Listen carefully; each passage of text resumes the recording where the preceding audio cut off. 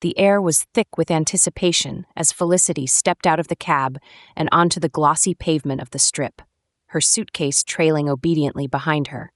The towering glass facade of the Mirage Hotel glimmered in the desert sun, its golden sheen nearly blinding. As she tilted her head back, taking in the enormity of the place, she let out a small breath of awe. It was every bit as dazzling as she'd imagined, yet it felt strangely surreal, like stepping into a postcard that had come to life with colors too vivid to be real. The sound hit her next, a symphony of slot machines chiming in unison, mixed with the rhythmic pulse of thumping bass lines from nearby clubs. Laughter and shouts of excitement floated above the din, creating a cacophony that seemed to buzz in her chest. Felicity's heels clicked against the marble floor as she entered the hotel lobby, which was a world unto itself, a paradise of artificial waterfalls, lush indoor gardens, and chandeliers that shimmered like constellations. She paused, letting the cool, air-conditioned breeze brush away the desert heat and the faint smell of cigarettes and spilled cocktails. "This is overwhelming," she muttered under her breath, clutching the strap of her purse a little tighter. The concierge greeted her with a rehearsed smile, handing over her room key and a glossy flyer for the marketing conference. "Welcome to the future of advertising," it proclaimed in neon lettering, the words blaring at her with the same energy as the flashing billboards outside. Felicity let out a polite laugh, tucking the flyer into her bag. The elevator ride to the 16th floor was swift, but felt disorienting, a blur of mirrors and brushed steel. As the doors opened to her floor, she drew in a steadying breath. It wasn't that she was intimidated. After all, she was good at her job and had earned her place here. But there was a frenetic energy to Las Vegas that set her slightly on edge. A world of high-stakes risks and late-night escapades lay just beyond her hotel room door, and she wasn't sure where or if she fit into it. Her room was sleek and modern, with floor-to-ceiling windows offering a bird's-eye view of the Strip. As Felicity stepped closer to the glass, the city stretched out before her like an infinite circuit board, its veins of light twisting and flashing in endless patterns. Even in broad daylight, the neon signs burned with relentless intensity, advertising everything from magic shows to all-you-can-eat buffets. She placed a hand on the cool glass, her reflection faint and ghost-like against the vibrant cityscape. For a moment, she felt a pang of longing. It wasn't loneliness exactly, but something deeper, more elusive. She loved her work, but it often tethered her to schedules and screens, leaving little room for spontaneity, for connection. And here she was, in a city built on ephemeral pleasures and fleeting encounters. It all felt so opposite of the quiet, enduring kind of romance she had always believed in. She turned away from the window and perched on the edge of the bed. The conference officially began tomorrow, but the evening stretched before her, heavy with possibility. She glanced at the binder, full of meeting schedules and industry jargon she'd packed, then at the city outside. The light seemed to beckon her, whispering promises of adventure. Felicity stood, smoothing her skirt. "Why not?" she thought, grabbing her purse. The city, with all its glittering chaos, was waiting. And perhaps, just perhaps, it held something. Someone she hadn't been expecting. The hallway twisted and turned like a maze, its muted carpet and identical doors playing tricks on Felicity's sense of direction. She clutched her room keycard and frowned down at the flimsy conference map she'd stuffed into her purse earlier. For the past 10 minutes, she had been attempting to locate the networking mixer, but the directions she'd received from the concierge seemed to be leading her in circles. Her heels clicked against the polished floor as she rounded yet another corner. The faint hum of voices echoed ahead, growing louder with each step, and she let out a relieved breath. Finally. She smoothed the front of her pencil skirt, preparing to walk in with the poised confidence she had been practicing in her head since she'd arrived in Vegas. But when she opened the door, nothing was as she expected. The room erupted with movement, figures darting and flipping across the large open space in dazzling displays of athleticism. One man launched himself off a short ramp, somersaulting through the air before landing in a perfect crouch. A woman in a leather jumpsuit swung from a harness high above, her trajectory arcing toward a scaffold lined with padded mats. The sound of heavy bass music thumped through the speakers, keeping time with the performers as they moved with practiced precision. Crates and rigging were scattered across the floor, and the air smelled faintly of sweat and sawdust. Felicity froze, blinking in confusion. This was definitely not the networking mixer. "Hey, watch your step!" a voice called sharply from her left. Startled, she stumbled back as a prop motorcycle rolled past, pushed by a stagehand who gave her a look of exasperated amusement. "Sorry, she began, but her words were swallowed by the music and the controlled chaos around her. She took a cautious step back toward the door, trying not to draw attention to herself. The last thing she wanted was to interrupt whatever this was. And then she saw him. He was leaning casually against a metal beam, arms crossed over his chest as he surveyed the scene. He wore a fitted black t-shirt that clung to his frame, the sleeves rolled up to reveal muscular forearms dusted with faint scars. His jeans were faded and worn in a way that suggested they hadn't come from a designer store. Tousled hair framed his face, and his sharp jawline was softened by a hint of stubble. He looked every bit the rogue she was sure her grandmother had warned her about. Their eyes met. For a moment, Felicity's breath hitched. He tilted his head slightly, a crooked grin tugging at the corner of his mouth, as though her presence in this whirlwind of rehearsed chaos was the most amusing thing he'd seen all day. "You lost?" he called over the music, his voice warm and teasing. "That obvious, huh?" Felicity replied, her cheeks flushing as she took a few hesitant steps toward him. "Well, you're either here to audition for the stunt show or you've taken a wrong turn. And no offense." He gave her a quick once-over, his grin widening. "But I'm guessing it's the latter." Felicity let out a nervous laugh, clutching her purse a little tighter. "Guilty. I was looking for the networking mixer. Apparently, I'm not great at reading maps." "Networking mixer?" He raised an eyebrow, then chuckled, shaking his head. "Yeah, you're definitely in the wrong place, unless you're looking to network with people who jump off buildings for a living." Before she could respond, a loud voice boomed from the center of the room. "Jake, we need you on the harness, stat!" The man, Jake, gave a casual wave to the director before turning back to Felicity. "Looks like I'm up," he said, pushing off the beam and standing a little closer to her now. "But don't worry, you're not the only one who's lost tonight." She tilted her head, confused. "What do you mean?" He tapped the back pocket of his jeans, pulling out a crumpled sheet of paper. "Thought I was heading to a crew meeting down the hall. Ended up here instead. Funny how these things work out." Felicity couldn't help but smile. "So you're saying we're both in the wrong room?" "Exactly," Jake said, his grin softening into something almost conspiratorial. "But hey, I think fate might be trying to tell us something." "Fate?" she repeated, raising an eyebrow. He shrugged, his tone light and playful. "Or bad signage. Either way, it worked out for me. What about you?" Before Felicity could answer, the director's voice boomed again. "Jake, move it or I'm putting someone else up there." Jake held up a hand in surrender. All right, I'm coming." He glanced back at Felicity, his expression suddenly thoughtful. "Tell you what, let me make it up to you. After I finish here, how about I show you where you're actually supposed to be?" Her first instinct was to politely decline. This was Vegas, after all, and trusting strangers wasn't exactly in her nature. But something about the easy warmth in his eyes gave her pause. "All right," she found herself saying before she could overthink it, "but only if you promise not to get lost again." Jake laughed, his smile flashing like sunlight on water. "Deal. Wait for me by the door, all right?" As he jogged toward the harness rig, Felicity lingered for a moment, watching him with a mixture of curiosity and amusement. Maybe getting lost wasn't such a bad thing after all.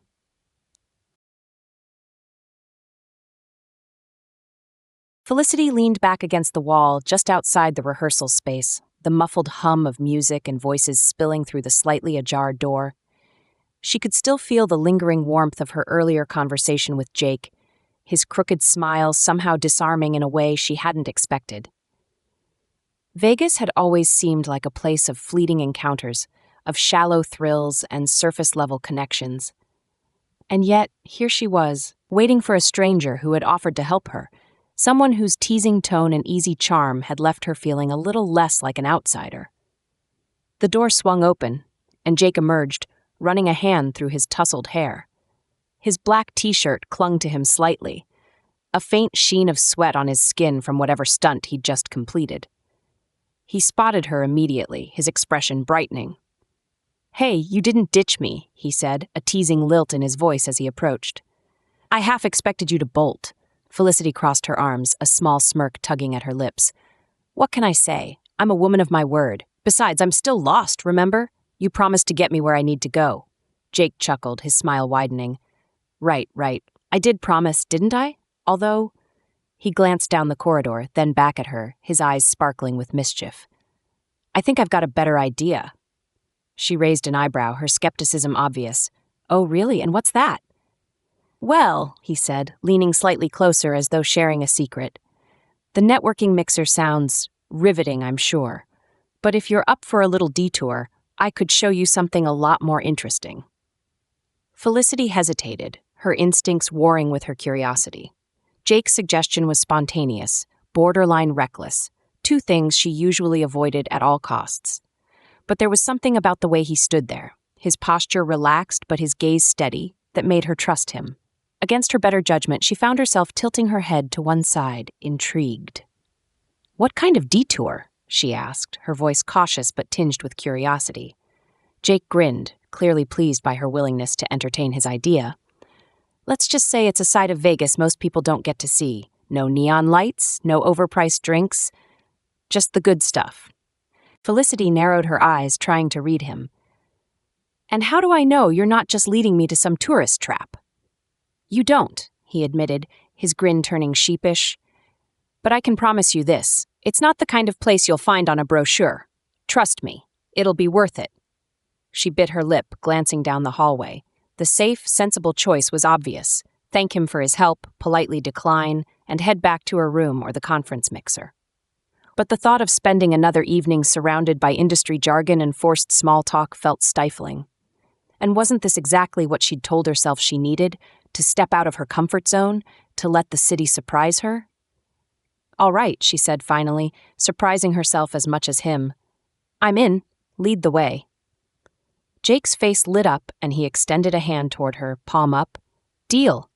Felicity hesitated for the briefest moment before slipping her hand into his. His grip was warm, steady, and not at all what she'd expected from someone who jumped off buildings for a living. He held her hand only long enough to steer her toward the elevators, releasing her as the doors slid shut behind them. "So," she said, crossing her arms again as they descended, "do I get a hint about where we're going, or is this a complete mystery?" Jake leaned casually against the elevator wall, his expression thoughtful. "Well, let's just say it's one of my favorite spots in the city. Quiet, no crowds, and the best view of the skyline you'll ever see." Felicity arched a brow. "Quiet? In Vegas? Now I know you're lying." He laughed, a deep, rich sound that made her chest flutter unexpectedly. "I promise it's real. You just have to know where to look." The elevator dinged, and they stepped out into a side lobby that led to a back entrance of the casino. The air outside was warm and dry, a soft breeze ruffling Felicity's hair as they walked toward a sleek motorcycle parked near the curb. "Wait," she said, stopping in her tracks. "That's not..." Jake turned, his grin practically devilish as he tossed her a helmet. "Oh, it is. Hope you're not afraid of a little adventure." She stared at the motorcycle, then at him, her heart pounding. She'd never been on one before. The thought had always seemed too dangerous, too reckless. But as she looked at Jake, standing there with that boyish grin and an undeniable air of confidence, she felt a strange thrill overcome her nerves. "I didn't exactly dress for this," she said, gesturing to her pencil skirt and heels. Jake tilted his head, studying her for a moment before shrugging. "You'll be fine. Just hold on tight." Felicity shook her head, half laughing at her own audacity as she slipped the helmet on and climbed onto the bike behind him. The seat was higher than she'd expected, and she had to grip his shoulders for balance, her cheeks flushing at the contact. "Ready?" Jake called over his shoulder, his voice laced with excitement. "Not really," she admitted, clinging to him as he started the engine. It roared to life beneath them, the vibration sending a jolt of adrenaline through her. "But let's do it anyway." "Atta girl," Jake said with a laugh, and with that, they were off. The city blurred around them as they sped through the streets, the neon lights melting into streaks of color against the night sky. Felicity held on tightly, the wind whipping past her as Jake weaved through the traffic with practiced ease. She couldn't help but laugh, the sound surprising her as it escaped her lips. She felt alive, exhilarated in a way she hadn't in years. When they finally pulled to a stop, they were perched on the edge of a hill overlooking the city. The entire strip stretched out before them, a sea of glittering lights that seemed to pulse with energy.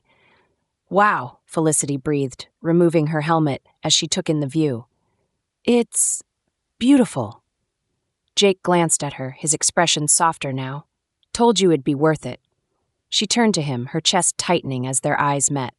For a moment, the noise of the city faded away, leaving only the two of them beneath the stars. And for the first time since she'd arrived in Vegas, Felicity felt like she wasn't lost at all.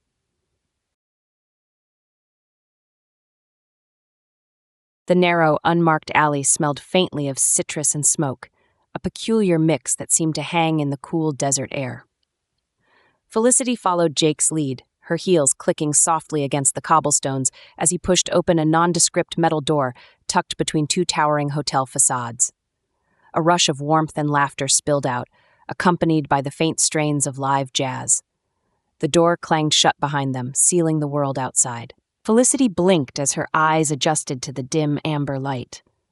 The space was small but thrumming with energy, packed with people sitting on mismatched leather chairs and velvet couches.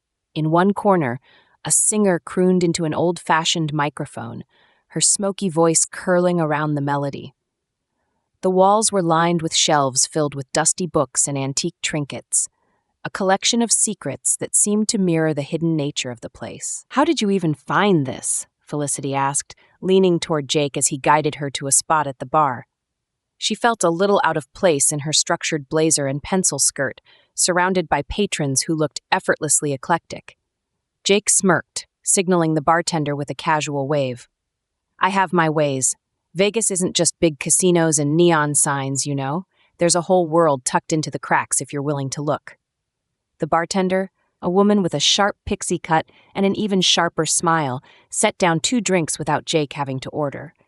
One was a deep amber cocktail in a coupe glass, the other a sparkling, citrusy concoction with a twist of lemon. "Guessing you've been here a lot," Felicity said, raising an eyebrow at him. "Or are you just psychic?" "Neither," Jake replied with a wink. "Just good at reading people. Thought you might like something light and refreshing." Felicity took a cautious sip, the tartness of the drink surprising her in the best way. "Okay," she admitted, "you're pretty good at this." Jake chuckled, lifting his own glass. "Stick with me and you'll see all the best parts of this city. Cheers." They clinked glasses, the sound barely audible over the hum of conversation and the smooth bass of the music. Over the next hour, Felicity found herself slowly relaxing. Jake had an easy way of talking, his stories painting vivid pictures of a life lived with thrill and spontaneity. He told her about his first stunt, how he'd leaped off a rooftop as a teenager into a pool below. "Probably the dumbest thing I've ever done," he admitted, grinning. "But it worked out. Mostly." In return, she shared snippets of her own life. Growing up in a small town, her love of storytelling that had led her to copywriting, her nostalgia for a simpler kind of connection in a world that seemed to be moving too fast. Jake listened intently, his chin resting on one hand as she spoke. There was something in his expression, a quiet sincerity, that caught her off guard. She wasn't used to being listened to like this, to feeling like her words mattered. When the clock above the bar ticked past 11, Jake leaned closer, his voice low. "All right, ready for stop number 2? I'm almost afraid to ask," she teased, setting her empty glass down on the bar. "You'll love it," he promised, his grin mischievous as he led her back out into the night. The rooftop garden was nothing short of magical. Strings of soft, golden lights crisscrossed overhead, casting a warm glow over the greenery that surrounded them. Potted plants and small trees created a lush oasis in the middle of the urban sprawl, their leaves swaying gently in the night breeze. Jake and Felicity wandered along the gravel paths, their steps crunching softly as they passed groups of people lounging on low couches or playing chess at small tables. "How does this place even exist?" Felicity marveled, looking up at the stars peeking through the strings of lights.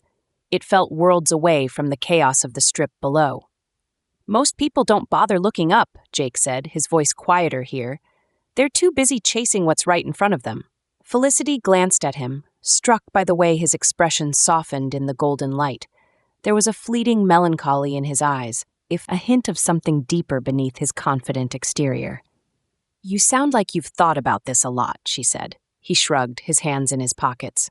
"When you spend your days jumping off stuff for a living, you start to notice things other people miss. Guess I've always liked being a little off the beaten path." Felicity smiled. "I think I'm starting to see the appeal." They found a quiet corner of the garden, a small table nestled beneath a trellis of ivy. Jake sat across from her, his foot brushing hers accidentally as he shifted. "Sorry," he said quickly, but she just laughed, shaking her head. "It's fine," she said, leaning back in her chair. She felt a strange sense of ease around Jake, as though the usual walls she kept up weren't needed here. Before either of them could say more, a low murmur of music began to drift through the garden. A man with a guitar had started to play near the center, his voice soft and unhurried. For a moment, neither Felicity nor Jake spoke. The music filled the space between them, weaving a quiet intimacy that didn't need words. Their final stop was a diner on the outskirts of the strip, its retro sign glowing faintly in the darkness. Inside, the red leather booths and checkered floors felt frozen in time, a far cry from the glitz and glamour of the city. Jake slid into a booth, and Felicity followed, the faint hum of the jukebox filling the air as a waitress poured them both steaming mugs of coffee. "You've officially shown me a side of Vegas I didn't know existed," Felicity said, stirring a packet of sugar into her cup. Jake grinned. "Told you, no neon required." They split a plate of fries and a slice of pie, laughing over stories of their respective careers. Felicity found herself leaning closer as he described the adrenaline rush of performing stunts, the way it made him feel alive in a way nothing else could. "And you?" he asked, his tone softening. "What makes you feel alive?" The question caught her off guard, but she found herself answering honestly. "Moments like this," she said quietly, looking around the small, unassuming diner. "Real moments, where it feels like time slows down just for a little while." Jake's gaze lingered on hers, his expression unreadable. Then he smiled, and it was warmer than any smile he'd given her before. "Well," he said, lifting his coffee mug in a mock toast, "here's to real moments." Felicity clinked her mug against his, her heart doing a strange, weightless flip in her chest. For the first time in a long time, she didn't feel the need to rush forward or look behind. She was right where she needed to be.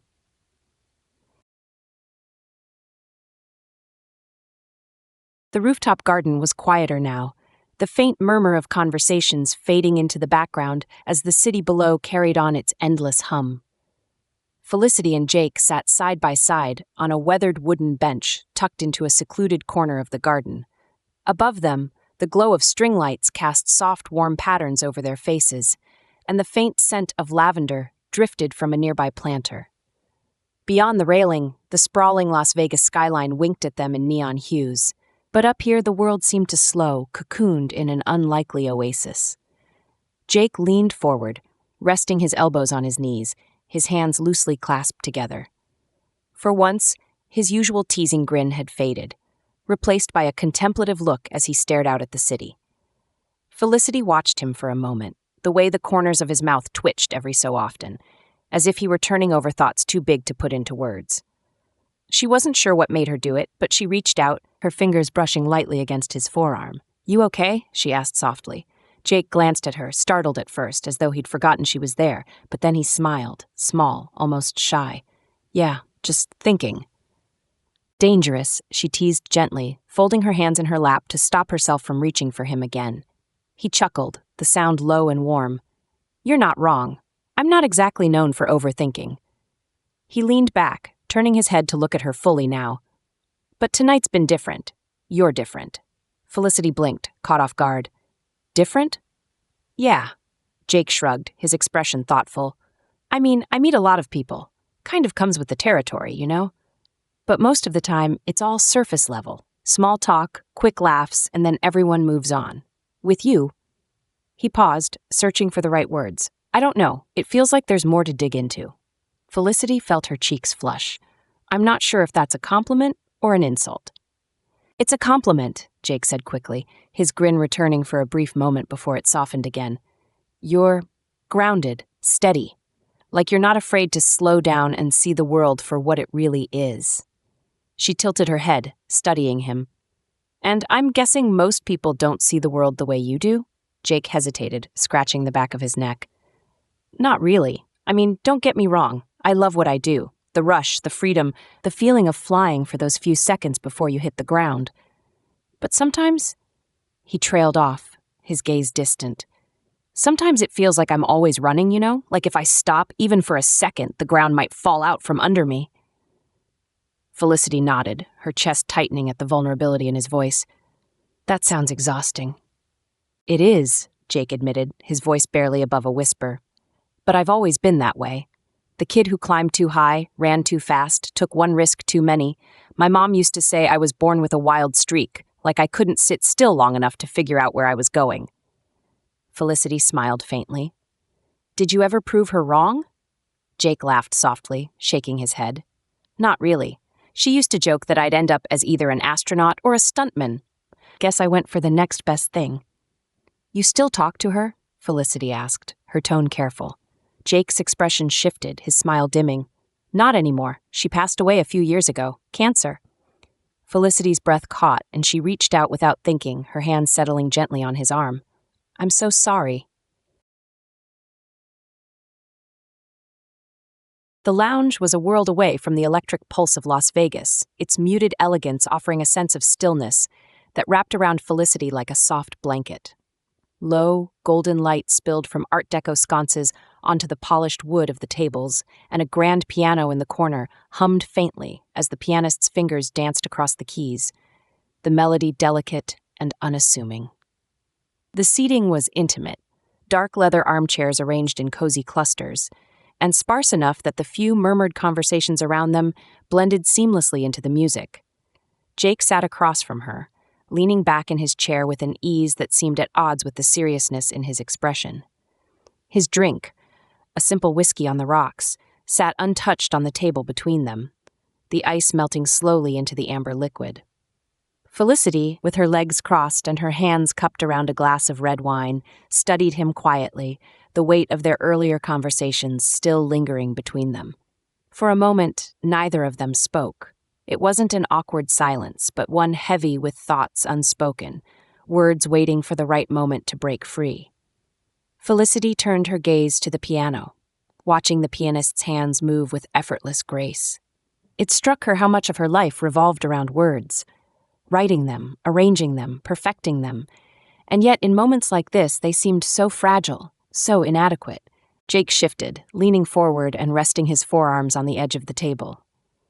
You're quiet, he said softly, his voice cutting gently through the music. She smiled faintly, meeting his eyes. Just taking it all in. It feels like the first time tonight everything's slowed down. He nodded, his expression thoughtful. Yeah, it's nice, isn't it? To just be.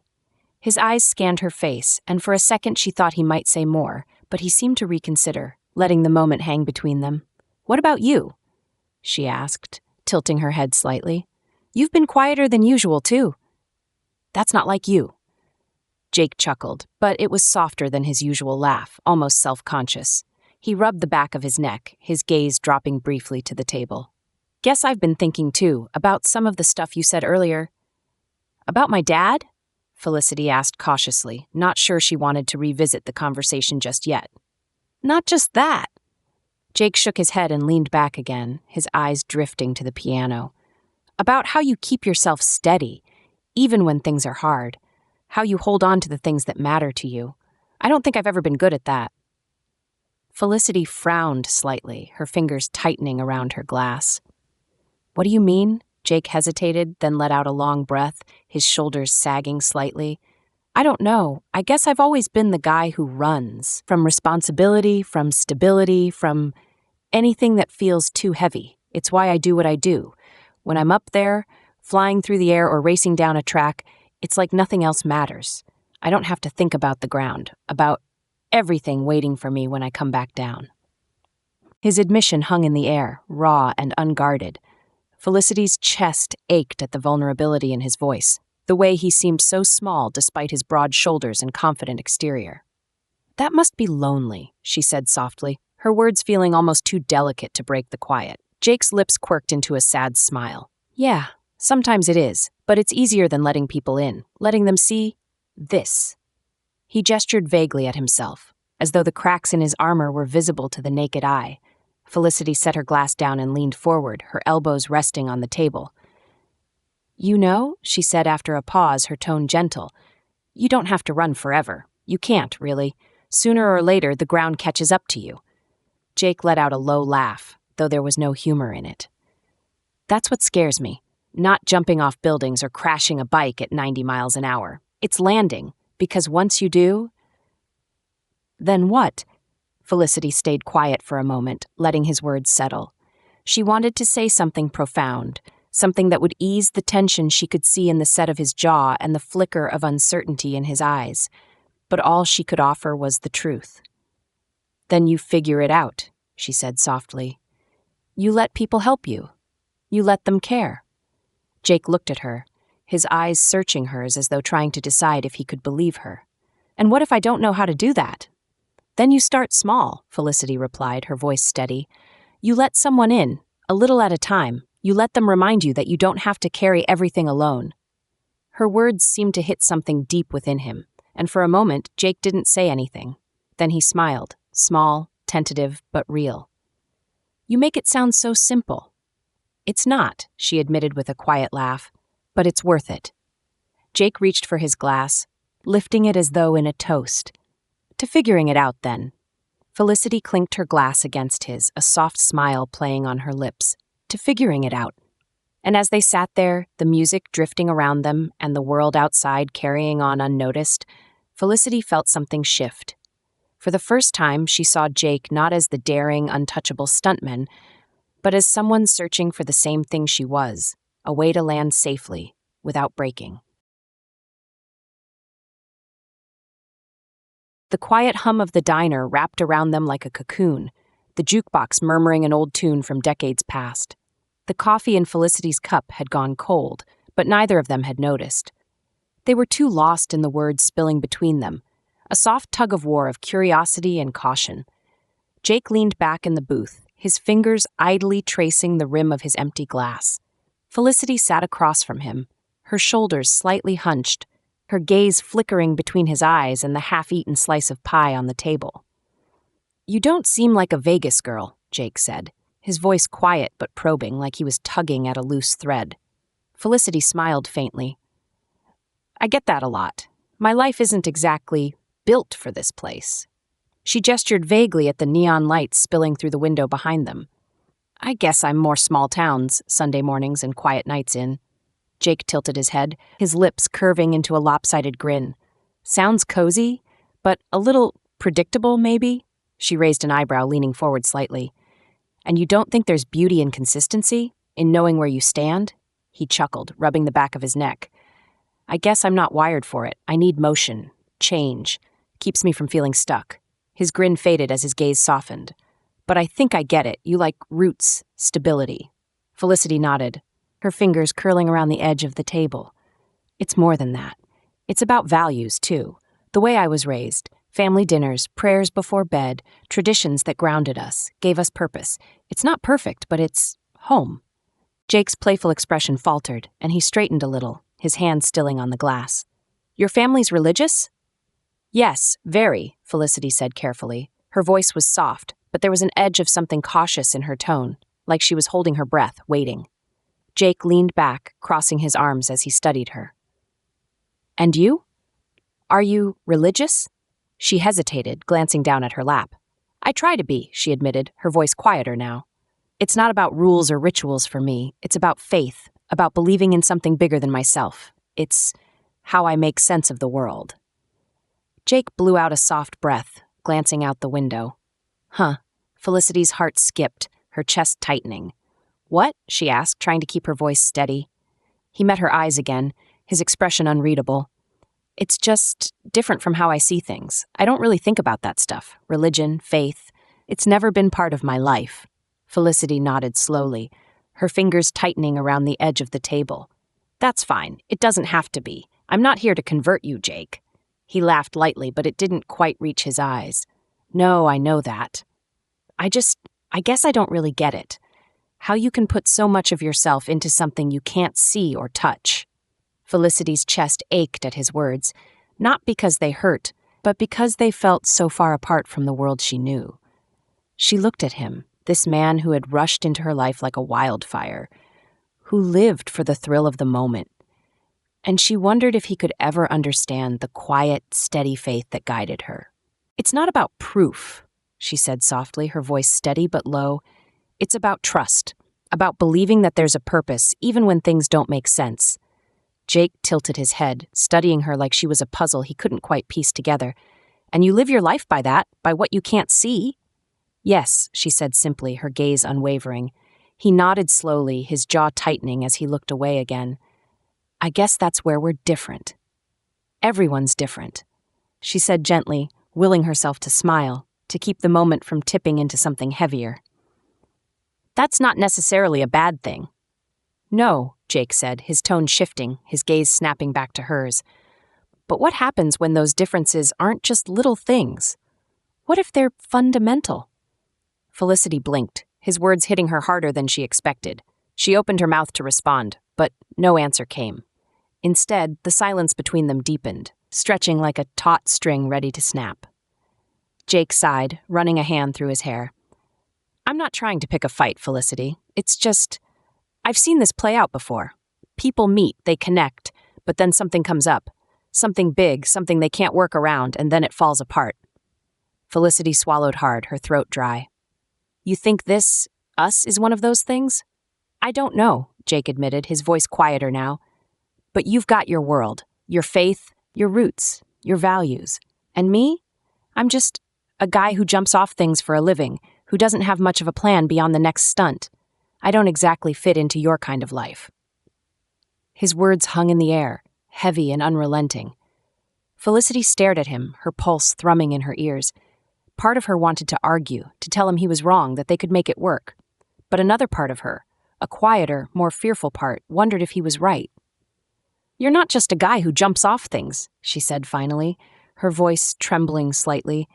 You're kind and thoughtful and more than you give yourself credit for. Jake smiled faintly, but it was tinged with sadness. Thanks, but that doesn't change the fact that we're coming at this from two different worlds, and I'm not sure if there's a bridge big enough to cross that. Felicity looked down at her hands, her chest tightening painfully. She wanted to believe that their connection could outweigh their differences, that the spark between them was enough to overcome whatever life threw their way. But the doubt in Jake's eyes made her wonder if he'd already decided otherwise. The silence stretched on, the jukebox switching to another quiet, mournful tune. And as they sat there, their worlds hovering just out of reach, the bright promise of the night before began to dim, shadowed by the weight of what neither of them could quite say aloud.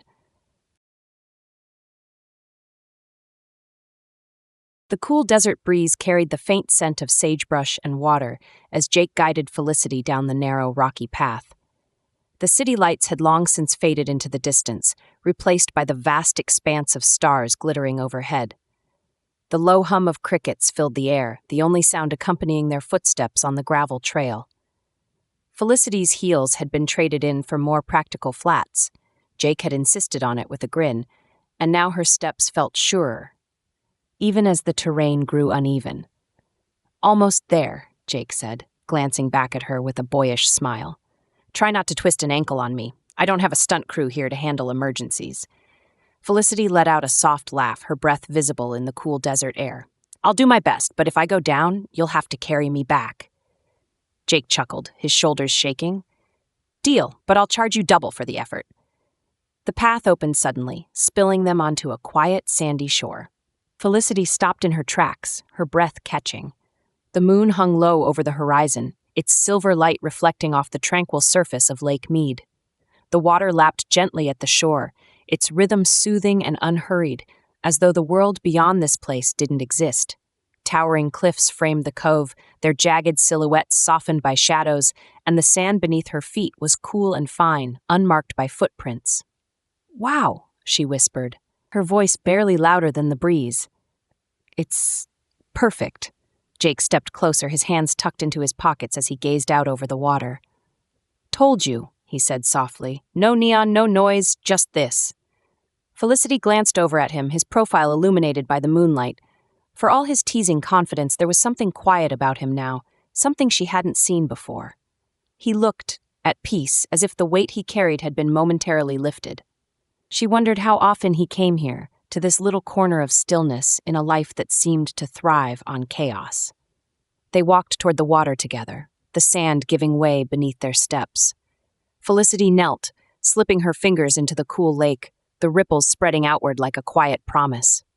Jake crouched beside her, his forearms resting on his knees, his gaze fixed on the horizon. For a long moment, neither of them spoke, the silence between them easy, unbroken. "You don't strike me as the type to seek out places like this," Felicity said finally, tilting her head toward him. Her voice was gentle, curious. Jake smiled faintly, his eyes still on the water. "I'm not, usually, but sometimes.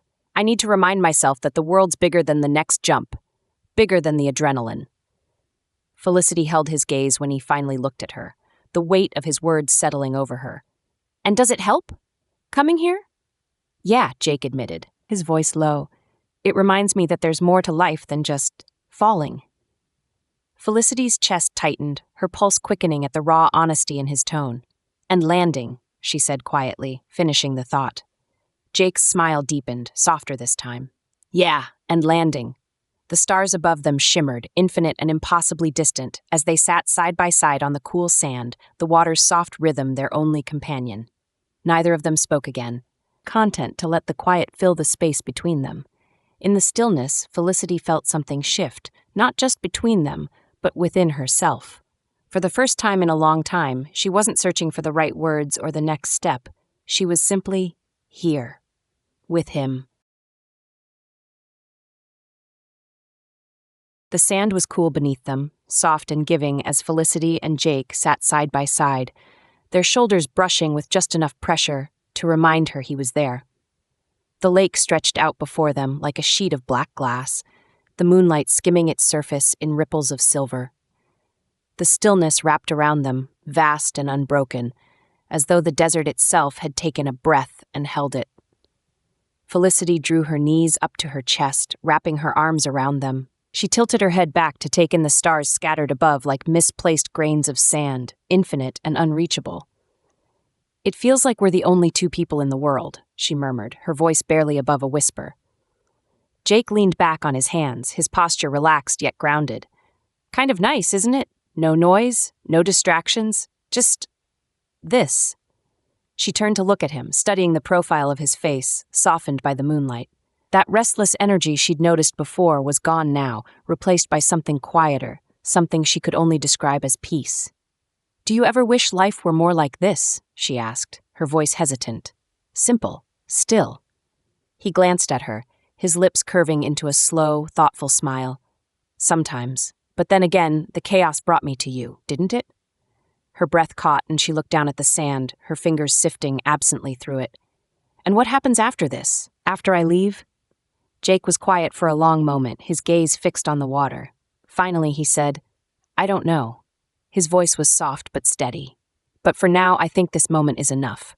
Felicity smiled, her chest warming. She reached for his hand, lacing her fingers through his. The future could wait. For now, they had the stars, the sand, and the quiet certainty of each other.